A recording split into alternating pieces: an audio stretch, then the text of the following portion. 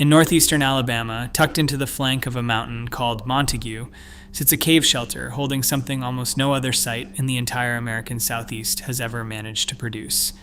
An essentially unbroken record of human life spanning roughly 12,000 years, from the tail end of the last ice age all the way through to European contact in the 1600s.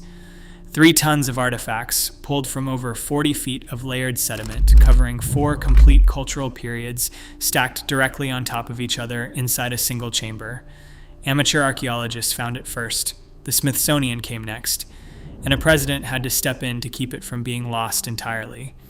Inside those layers sat evidence of animals that no longer exist in Alabama, tools older than any previously known in the Southeast, and human burials so old they predate the invention of pottery on this continent by thousands of years.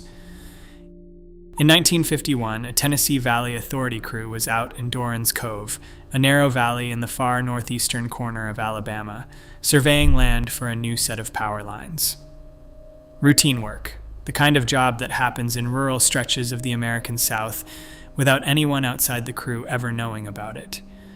One of the workers mentioned casually that projectile points had been turning up along the survey route. Stone tools scattered in the dirt, the kind of thing a farmer might kick up with a plow blade and toss into a coffee can without thinking twice about it. On that crew was a man named Paul H. Brown. Brown was not a professional archaeologist.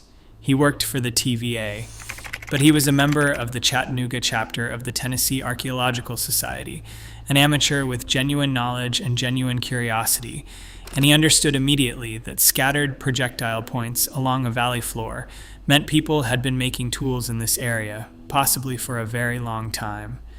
Brown pulled out a map, and sitting right there on the flank of Montague Mountain, close to where the points had been found, was a cave.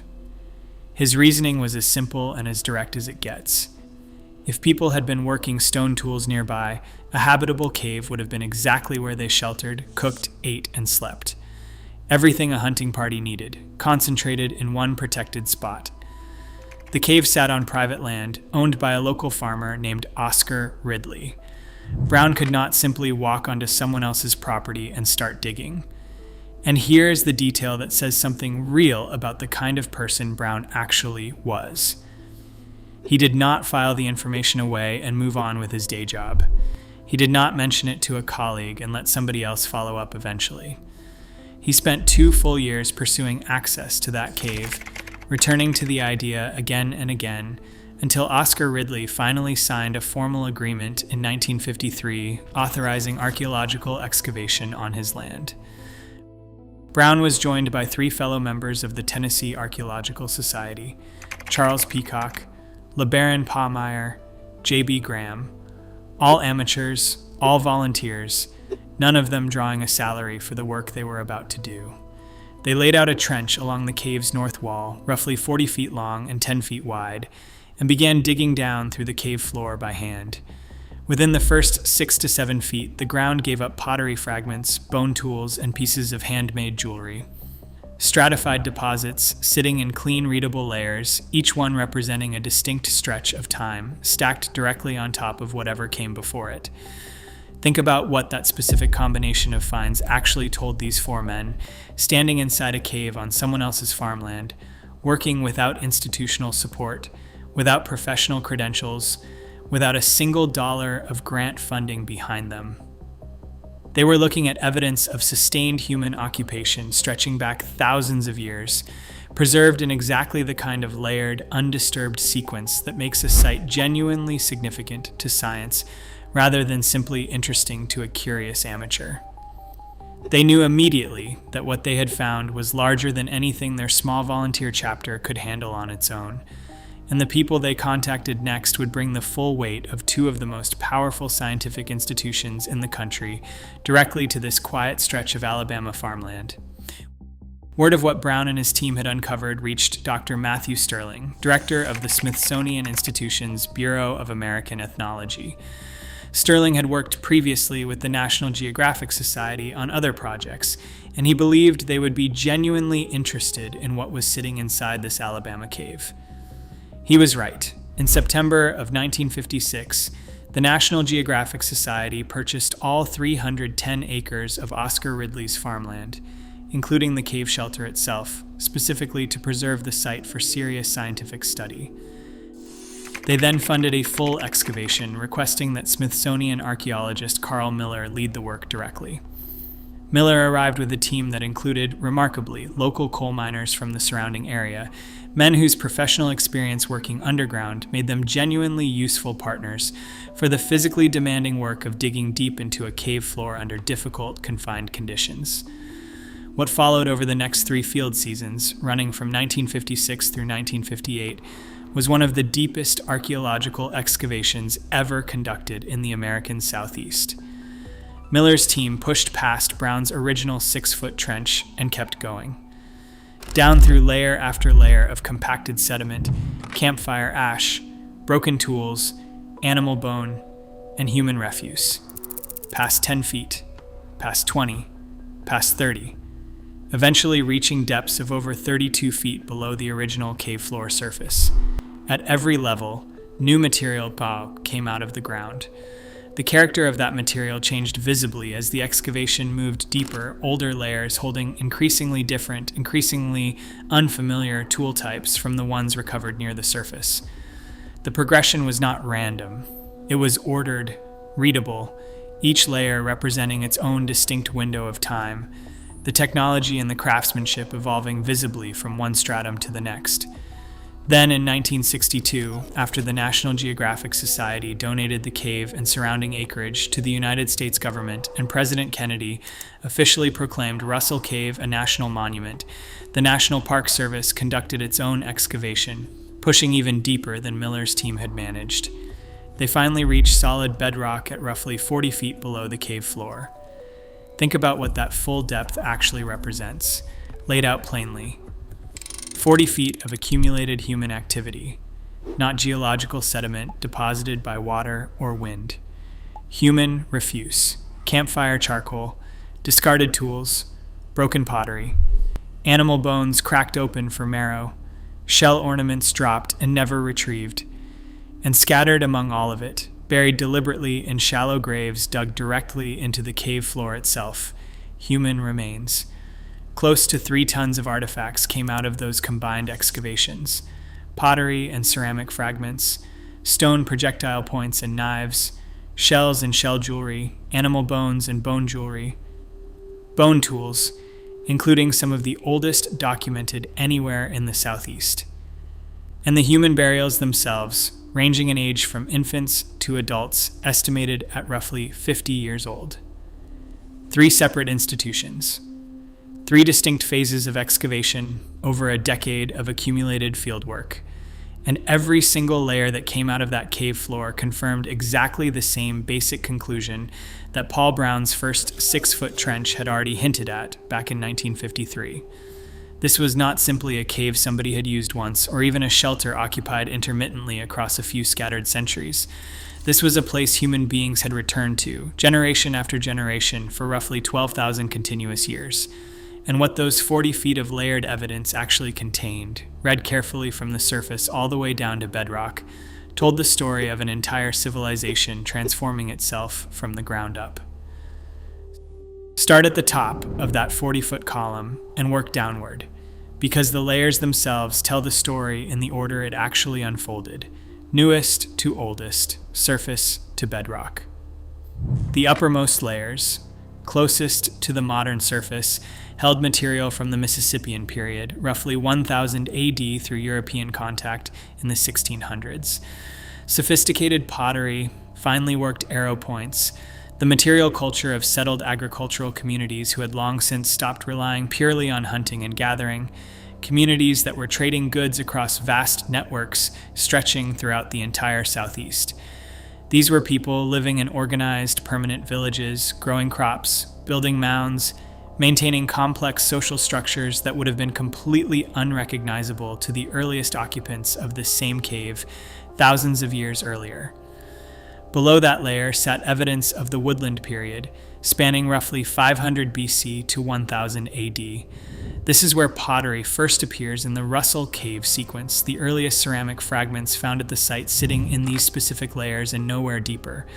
Alongside the pottery, a genuinely significant technological transition is visible directly in the changing shape of the projectile points themselves. The bow and arrow appears for the first time in these layers, replacing the older atlatl as the dominant hunting weapon. That shift did not happen overnight. It played out across centuries, and the physical evidence of it sits right there in the sediment, one generation's tools looking measurably different from the generation directly below it. Below the woodland material, the excavation entered the long stretch of the Archaic period, running from roughly 8000 BC back to the very earliest documented human use of the cave. This is where the bulk of Russell Cave's most significant material actually sits. Stone points designed specifically for atlatl use rather than bow and arrow delivery. Bone fishhooks, evidence that the people living here were actively exploiting the river systems running through the surrounding valleys. Shell jewelry, carefully shaped and drilled, worn as personal ornament. Grinding stones used for processing nuts and seeds, direct evidence of a subsistence strategy shifting away from pure large game hunting toward a broader, more varied diet built around whatever the surrounding landscape actually provided season by season. And at the very bottom, resting just above bedrock itself, sat the oldest material recovered from the entire site. Transitional, Paleo-Indian, and early Archaic artifacts, the stone tools of nomadic hunters who followed large game across a post-Ice Age landscape that looked and felt nothing like modern Alabama. These were people moving through a world still transitioning out of genuinely glacial conditions, hunting animals that in some cases would not survive much longer on this continent at all. Think about what it actually means to hold all four of those cultural periods inside a single, continuous, readable sequence, stacked directly on top of each other inside one chamber. Elsewhere across the Southeast, researchers have to piece that same cultural progression together from dozens of separate, scattered, often fragmentary sites, none of them individually holding more than a few centuries of usable evidence. Russell Cave holds the entire sequence in one place. 12,000 years of technological change, dietary adaptation, social transformation, and spiritual practice, layered cleanly enough that a trained archaeologist can read the transitions directly, one stratum at a time, without ever needing to leave the site to fill in the gaps. No other location in the entire American Southeast has ever produced a record this complete, this continuous, inside a single shelter. And sealed within those same layers sat something considerably more personal than stone tools and broken pottery. Among the layers of stone tools, pottery, and animal bone, archaeologists recovered something that carries a different kind of weight entirely. Human remains. Multiple burials, placed deliberately in shallow graves dug directly into the cave floor itself, sealed over by the steady, ongoing accumulation of sediment and campfire ash that eventually buried them completely. The individuals found ranged in age from infants to adults, estimated at roughly 50 years old.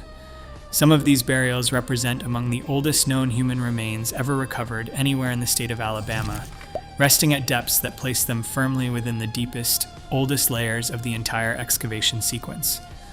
Alongside those burials, researchers recovered artifacts that speak directly to the daily, intimate reality of how these people actually lived.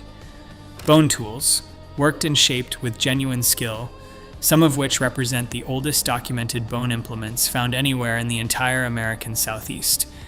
Fishhooks, carved from bone, evidence that the people sheltering here were not simply hunting large game on the open landscape, but actively working the river systems, threading through the surrounding valleys, pulling food from the water with tools they had made themselves. Domesticated seeds, recovered from layers predating any previously documented evidence of plant cultivation in the region. And weaving impressions, faint but unmistakable marks pressed into fired clay, the physical signature of woven textiles older than any other example known in the Southeast at the time of their discovery.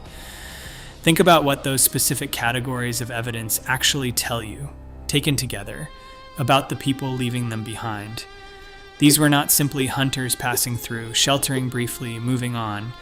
These were people weaving fabric, cultivating plants, fishing with handmade hooks, burying their dead with real care and real intention, directly beneath the same floor they cooked on and slept on every night. This was a home, in the fullest possible sense of that word, maintained by generation after generation of people who kept choosing to come back to this exact same spot. The cave itself explains why. Russell Cave maintains a constant interior temperature of 58 degrees Fahrenheit, year-round, regardless of what the seasons are doing on the surface above. Warm enough to survive a winter without extraordinary shelter. Cool enough to endure an Alabama summer without heat becoming a genuine danger. That single, steady temperature is the kind of environmental advantage that transforms a simple geological feature into a genuinely livable space, not for one season, but permanently. And running directly through the cave itself, a natural spring, feeding fresh, clean water into the shelter before sinking underground and traveling roughly 1.5 miles through the rock to emerge again at Widow's Creek. A permanent, reliable water source, sitting inside the same protected shelter that already provided warmth in winter and coolness in summer. That combination, constant temperature, fresh water, a massive entrance overhang large enough to shelter an entire family group while remaining defensible enough to protect, is exactly the set of conditions that explains 12,000 years of continuous human return to this exact location. Not because these people lacked other options, not because they were trapped here by geography or circumstance, but because this specific cave offered a combination of advantages so reliable, so consistent across every season and every climate shift, that no generation living within reach of it ever found a compelling enough reason to permanently stop coming back. And the animals they hunted, preserved in those same bone layers alongside the human burials, told researchers something genuinely unexpected about what Alabama itself once looked like.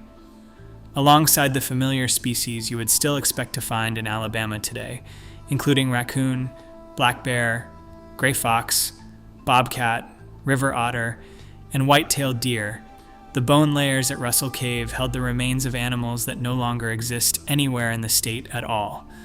Cougar bones, recovered from the deeper layers, direct evidence that mountain lions once ranged freely across this exact stretch of the American Southeast.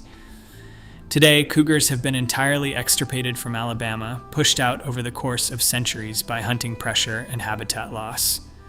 But the bones sitting inside this cave confirm, with no room for ambiguity, that these animals once lived and were hunted in exactly this landscape, during exactly the same centuries that humans were sheltering, cooking, and burying their dead just a few feet away. Armadillo remains appeared in the record as well. Most people today associate armadillos with Texas and the Deep South, where their modern range has been steadily expanding northward for decades. Finding their remains inside a cave in northeastern Alabama in layers predating their modern range expansion entirely places the species in a region and a time period that complicates the standard understanding of how and when armadillos actually spread across the Southeast. And then there is the find that connects Russell Cave directly to the broader pattern documented across this entire session. Peccary, an extinct pig-like animal closely related to the flat-headed peccary found at Peccary Cave in Arkansas and at Persistence Cave in South Dakota. A genuine Ice Age species vanished from this continent roughly 11,000 years ago, its remains sitting inside an Alabama cave alongside the tools of the people who hunted it. Think about what finding peccary in this specific location actually means, placed alongside everything already established at those other sites.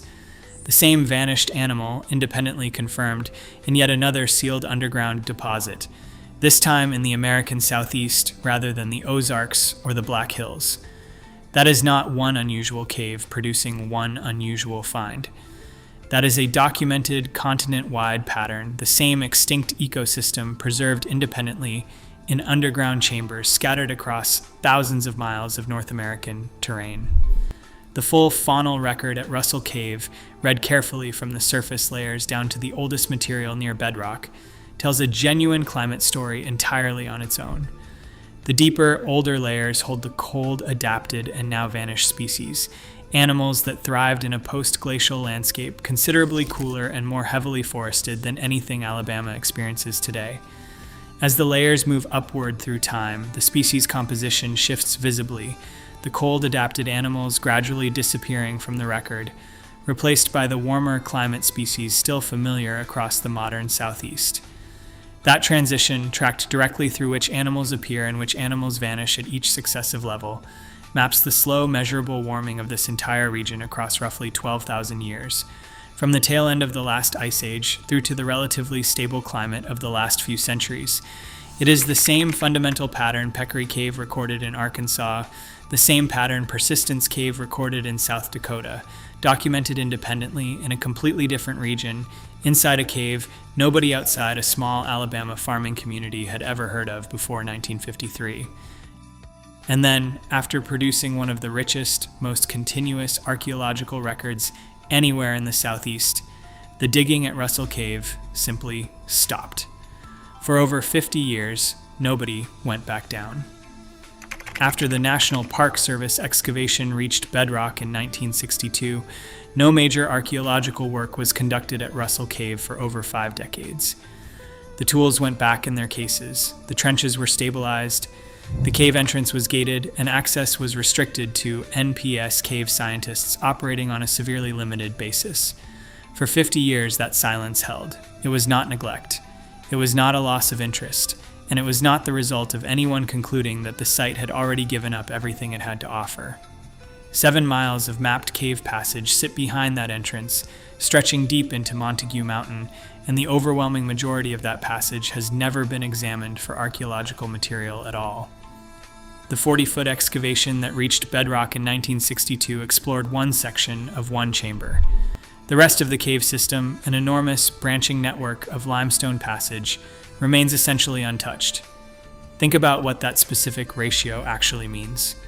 Decades of world-class excavation producing 3 tons of artifacts and one of the most complete cultural records in the entire Southeast came from one carefully defined area inside a cave system stretching over 7 miles.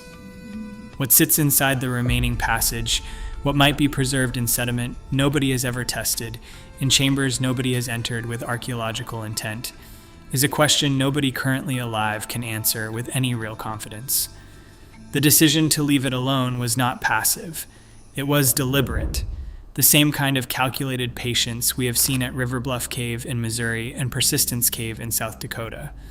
Researchers understood even in 1962 that future generations would bring tools and techniques to this site that simply did not exist yet. Disturbing untouched sediment with 1960s methodology, when considerably more precise methods were already visibly on the horizon, would mean spending irreplaceable evidence before the science was genuinely ready to read it properly.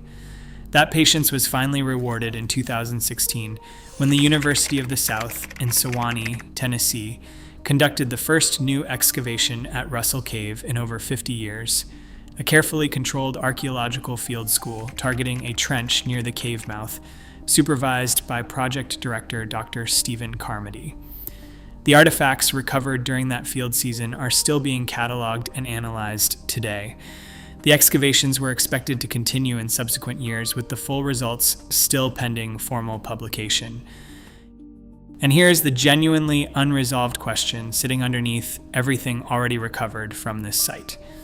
The Smithsonian's deepest excavation, 40 feet down, pushed specifically toward the bottom of the deposit looking for Paleo-Indian material older than the early archaic artifacts they had already found in the upper layers. They never found it. The oldest confirmed human evidence at Russell Cave dates to roughly 10,000 to 12,000 years ago. Nothing older has ever been recovered, despite a genuine, well-funded, deliberate effort to find it. That absence could mean exactly what it appears to mean on the surface. Human use of this cave genuinely began around 12,000 years ago and not before. Or it could mean something else entirely. The evidence of an earlier presence might sit somewhere the excavators simply never reached, inside 7 miles of unexplored passage that nobody has been permitted to touch, in sediment that has been sitting undisturbed since long before the first known campfire was ever lit inside this mountain. That question remains open. The gate remains locked. And the cave, as it has for 12,000 documented years, simply continues to wait. Russell Cave was never a single dramatic discovery frozen in one moment. It was 12,000 years of ordinary human life, layered generation on generation inside a mountain that held a steady 58 degrees through every season, fed by a spring that never stopped running, sheltered by a ceiling that collapsed just once at exactly the right moment to make the entrance large enough to live in. 3 tons of evidence, 4 complete cultural periods, the oldest known burial in Alabama, tools and textiles older than anything else in the Southeast, and 7 miles of unexplored passage sitting quietly behind a locked gate, still holding whatever they hold. The first people to find this cave came back for 12,000 years. The scientists who study it now are choosing, deliberately, to leave most of it for whoever comes next. Subscribe for the next investigation, and I will see you in the next one.